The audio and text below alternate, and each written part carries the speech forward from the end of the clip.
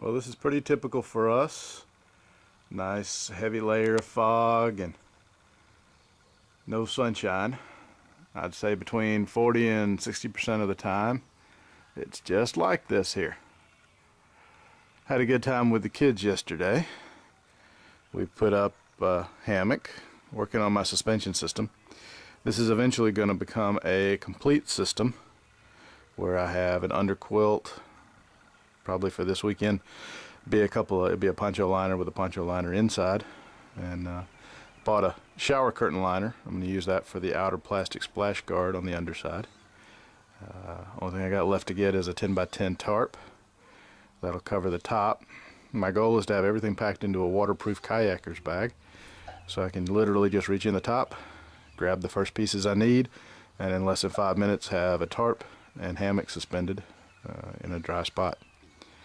More to come on that. When I get the system set up and ready to go, I'll give you another video. This is the weather we're having. Fixing to make a video on going down to your local dollar store, picking up everything you need for your bug out bag.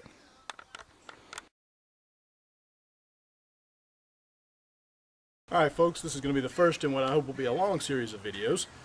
What we've done today is I've gone to the dollar store, and on the theory that I'm somewhere not at my house and I have to get back, I don't, for some reason, I have my normal get home kit, so I've decided, okay, I got a little money in my pocket, say I got $25. I got to go into this dollar store, I got to get everything I need to get the 20 miles back to my house. Can't use the roads, you know, we're in California here, maybe we've had an earthquake, all the overpasses are crashed. Alright, so we're going to see if we can go into a dollar store and get everything we need to get home. Okay, so what we're going to see here is what we went to the dollar store and bought.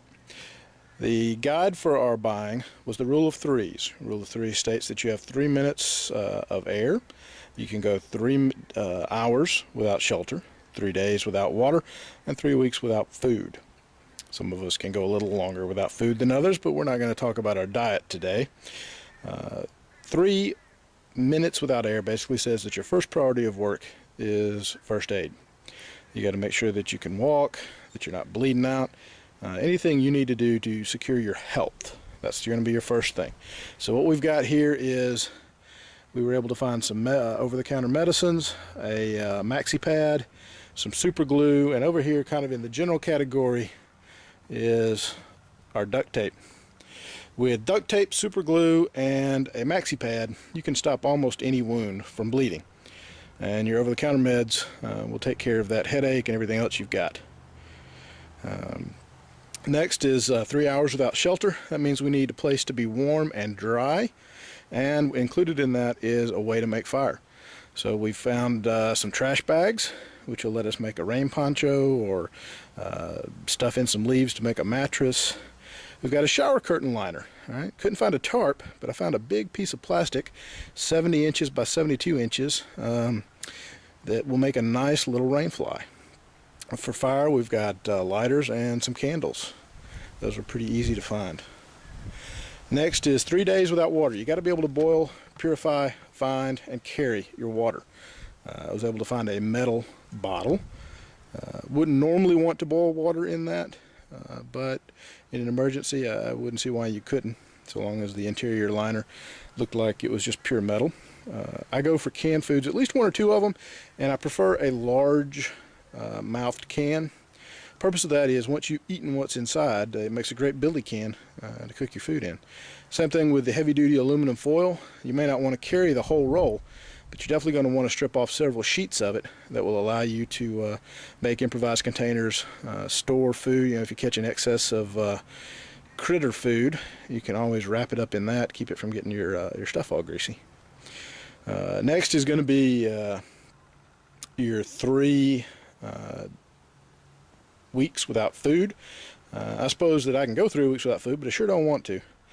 Didn't get this rat trap from the thrift store, but you sure can, and find all different sizes. And so a rat trap leaned up against a tree, nailed to a tree, wired to a tree, excellent. Same thing with the wire there, came out of a picture hanging kit Was able to find several picture hanging kits would have multiple uses, especially for trapping.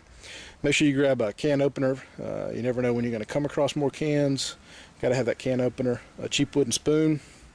Was able to find a decent butcher knife in the butcher knife section. I like old hickory knives. Of course, it doesn't come with a sheath. So you go over to the dog area and you get you a rawhide chew toy.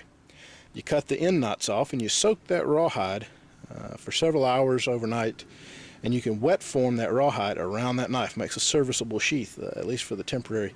You can use some of that wire to, if you really want to poke holes in your rawhide and sew it together. Mine, when it dried, it just holds the shape just fine. Miscellaneous items that are useful. You can't have enough Ziploc bags, biggest ones you can find. If you can collect a hat full of blackberries or some other berry, sure is nice to be able to put your hat back on your head, put your food in something else. Don't overlook the bag that your stuff came in. That's a container, carry things. Got a small deck of playing cards out of the kids section.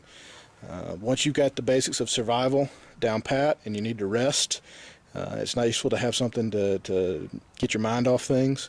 Pack of playing cards sure can be helpful. Duct tape holds the universe together. The one thing I was unable to find that kind of disappointed me was any kind of cordage. So I had to settle for bungee cords, zip ties, and would have picked up some dog leashes probably, was the longest thing I could find. Flashlight, the little pouches so I can take some of the smaller items, put them on my belt. I can lose a backpack. It's hard to lose something on your belt. The last thing that I would have gotten while I was there was a mesh laundry bag. I would have used this as the overall bag to carry everything in. Since they were thin, I would have gotten two, doubled them up. You can take those dog leashes, put a lark's head around the mouth of the bag, and then take the two ends of the leashes, attach them to the corners of the bag, and voila, you have a backpack.